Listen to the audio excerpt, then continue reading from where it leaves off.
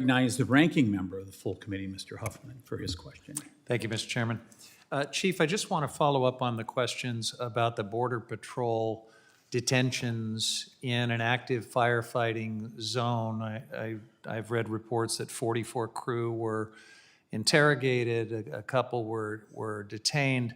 And I'm just not clear as to the involvement of you and your agency. I mean, you are part of incident command in a project like that, in a setting like that, correct? Mr. Chairman, Mr. Huffman, yes. That was a Forest Service fire. In incident command, the team was not a Forest Service team that was there, but we have a liaison as a part of the incident. And is it your testimony that no one in your agency knew about this? Or signed off on it? No, I think the question specifically was, did we authorize that action? Or I think that was the question. So Yeah, I wouldn't think you would authorize it, but I'm wondering, did you know about it? So the night before, there was a heads up that there was going to be, someone was going to be checking some validation of credentials the night before. Yes, sir. So you signed off on this Border Patrol enforcement action in an active firefighting project? Mr. Chairman, Mr. Huffman, no, there was no signing off. There was a notification. There was no signing off. Did you or anyone else in the Forest Service object to it? To 44 crew members being held up in the middle of an active firefight so that the Border Patrol can look for people to deport? I'm unaware of any objections. Does it trouble you? I mean, is that something that you want to see in active firefights on your watch? So, Mr. Chairman, Mr. Huffman, currently those were contract crews, and there's a requirement in our contracts that everyone who is contracted with is supposed to be doing that validation. The Forest Service does not validate those crew members. That's not my question. I mean, there are ways to do that validation that don't disrupt an active firefight. My question is, how do you feel about Border Patrol or ICE or anyone else doing immigration enforcement in the middle of an active firefight on your land under your watch? Is that a good idea?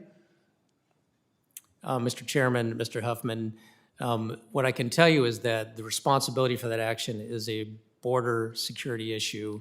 That's not my question, Mr. Chief. With all due respect, I'm asking how you feel about it. Is that something you want to see Border Patrol or ICE doing on your land, on your watch, in the middle of an active firefight? And it's a pretty straightforward question. Mr. Chairman, Mr. Huffman, that's something that we want to continue communication on how those actions are taken. Will you object to this going forward in the future? Mr. Chairman, Mr. Huffman, what I would need to do is learn more about their goals, and we would need to have more discussion about this. But I'm not going to say emphatically that I would object or that I wouldn't object. I don't have enough information. You don't have a position on whether it's a good idea or I not? don't have a position. Are you worried that it will impact people's willingness to work on fighting fires? Mr. Chairman, Mr. Huffman, I think a couple things. One, when it comes to Forest Service employees, we validate everybody who works for the agency. So I don't anticipate there being any issues. And when it comes to contract crews, there already is a requirement in our contracts that people be validated by their employer. You don't think there's any risk of a chilling effect when dozens of people are pulled out of a firefight and interrogated by Border Patrol or other law enforcement? You don't think that has a chilling effect on people's participation as firefighters? Mr. Chairman, Mr. Huffman, I'm not going to speculate on what people might feel or not feel. All right, Chief. I want to ask you another question about firefighters. And the ranking member asked you a bit about the problem of smoke inhalation and health effects. When firefighters get sick, they can file for compensation and coverage of health care costs through the Department of Labor under the Federal Employees Compensation Act, right? That's your understanding? I'm interested in processing times. Can you assure me that processing times for those claims have not gone up under this administration because of all the chaos and the staff purges and the funding cuts? That's my question. Mr. Chairman, Mr. Huffman, I do not have an answer to your question. We'll have to follow up with you on that one with your staff. All right.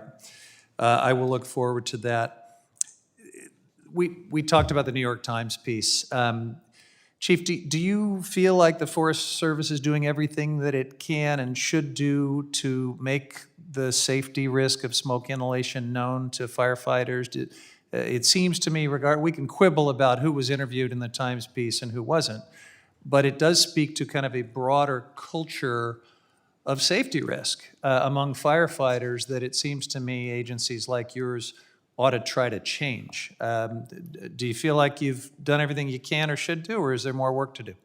Mr. Chairman, Mr. Huffman, I think there's always more work to do. We're never just feel like we're always hitting it out of the park. We're always looking to improve what we're doing and how we're doing it. And safety is something that we take seriously, and we definitely need to continue to focus on safety as we move forward, including this issue.